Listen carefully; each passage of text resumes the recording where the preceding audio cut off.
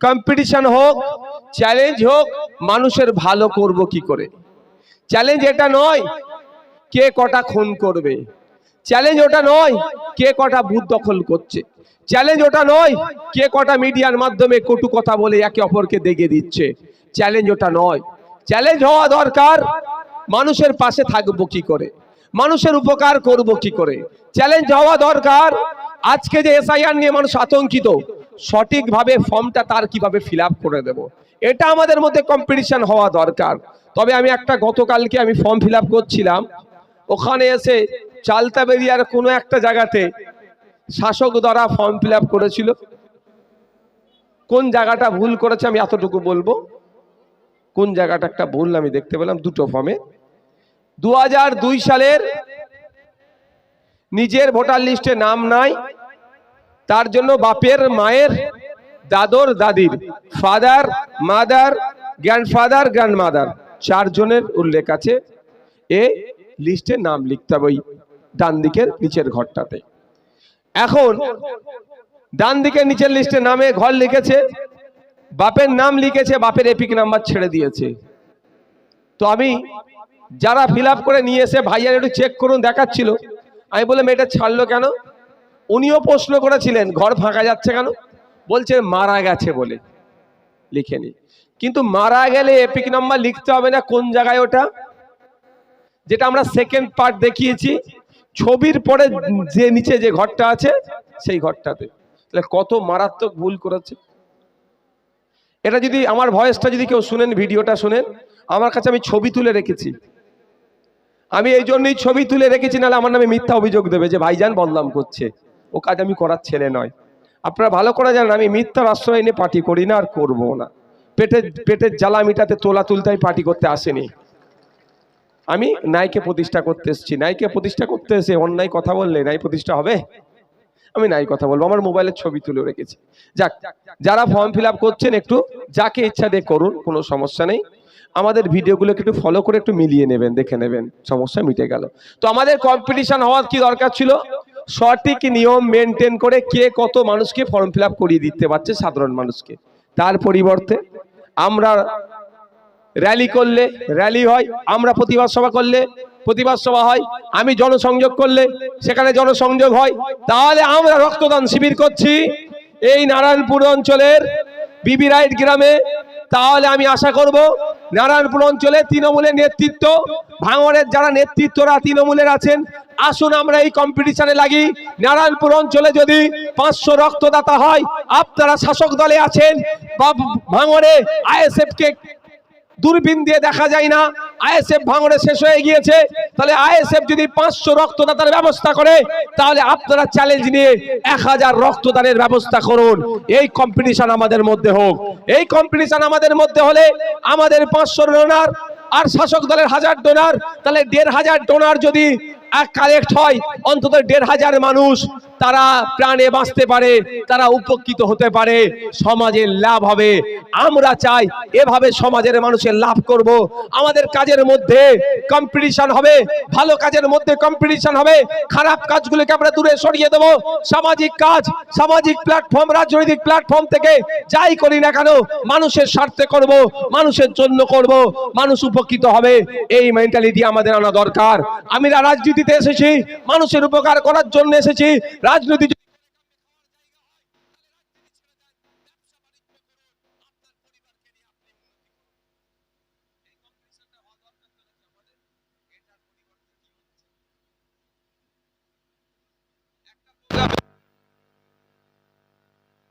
রক্ত দিতে এসছে, দেখো ওখানে এসে জাম হয়ে যাচ্ছে, মারা কোন দিকে ঢুকবে রাস্তা খুঁজে পাচ্ছে না। দেখুন মায়েদের লাইন দেখুন, 1 2 3 4 5 6 7 8 9 10 11 এখানে 20 জনের মধ্যে 15 জন মহিলা আছে। নাকি মায়েদের কোনো অংশ কম নেই, তা তাকে তো আসার জায়গা দিতে হবে।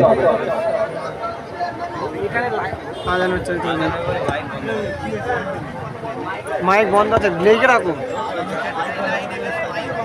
ও এখন বন্ধ, আজানের জন্য আজানের জন্য মাইক দিয়ে বদলে হ্যাঁ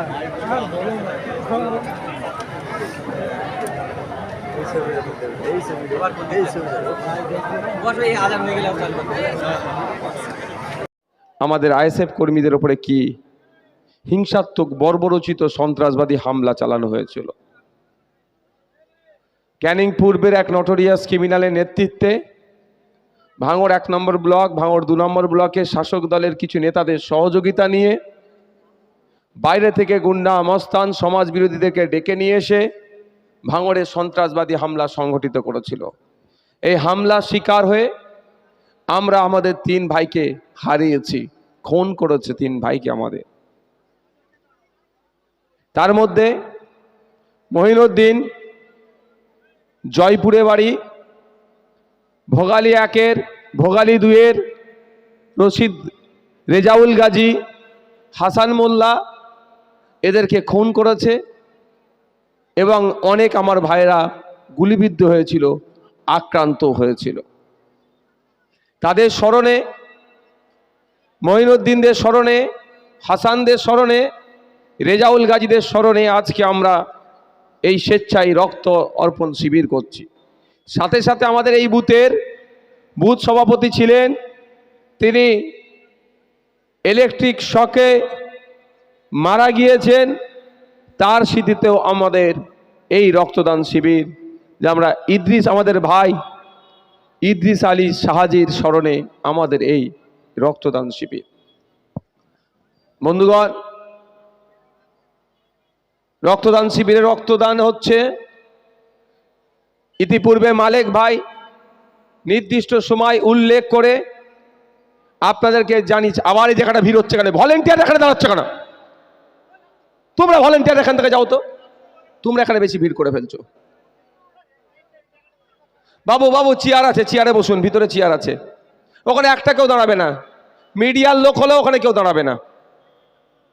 এখানে চলে আসুন, এদিকে চলে আসুন, আপনাকে বলছি তো, এদিকে আসুন।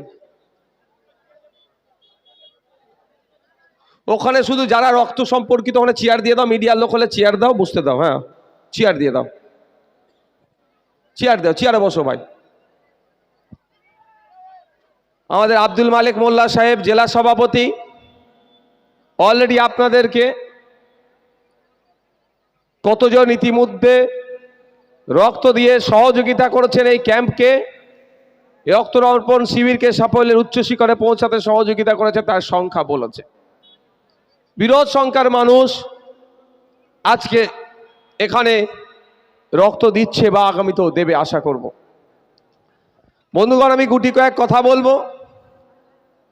আজকে আমাদের মধ্যে না মহিউদ্দিন নাই, হাসান নাই, রেজাউল নাই, শাহাজি ভাই নাই, কিন্তু তারা আমাদের পার্টির একনিষ্ঠ কর্মী ছিল, দায়িত্বশীল ছিল। আমরা তাকে ভুলে যাইনি। কেউ ইলেকট্রিক শকে মারা গেলেও আর অন্য বাকি 3 জন দুষ্কৃতীদের ছোড়া গুলিতে প্রাণ গিয়েছে। যেই দুষ্কৃতীরা গুলি ছুঁড়েছিল তখন আমি যাদের কথা বলেছিলাম, আমাকে নতুন করে আর বলতে লাগবে না, তাদের দলের লোকেরাই বলছে কাদের নেতৃত্বে হিংসা সংগঠিত হয়েছিল। কদিন আগে বলেছে তো। আমরা আমাদের এই মঞ্চ থেকে আমাদের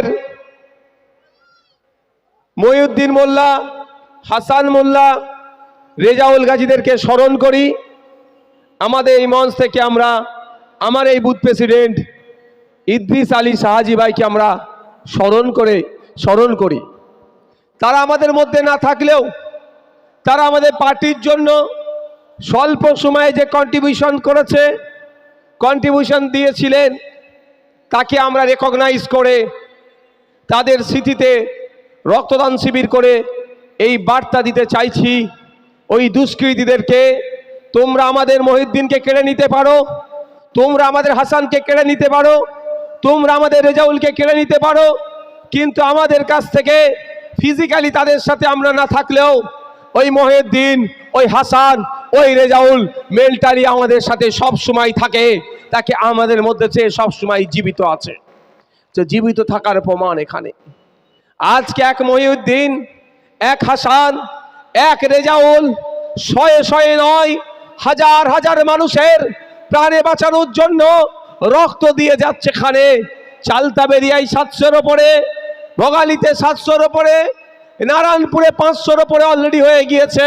এটা প্রমাণ করে দিচ্ছে যে মহিউদ্দিন যে আদর্শ নিয়ে, হাসান যে আদর্শ নিয়ে, রেজাউল্লাহ যে আদর্শ নিয়ে, শাহাজিরা যে আদর্শ নিয়ে আইএসএফ কে এগিয়ে নিয়ে যাচ্ছিল, এই আদর্শ ভুল নয়, সঠিক আদর্শ।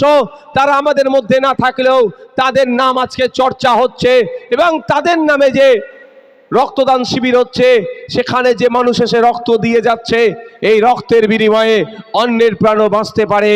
অর্থাৎ এক শাহাজি, এক তহাস ইদ্রিস শাহাজি যদি আমাদের মধ্যে না থাকলেও হাজার হাজার ইদ্রিস শাহাজির মতো মানুষ যাতে প্রাণে বাঁচে, তাই হাজার হাজার মানুষ এসে, কাতারে কাতারে মানুষ এসে রক্ত দিয়ে অন্য মানুষকে বাঁচানোর চেষ্টা করছে।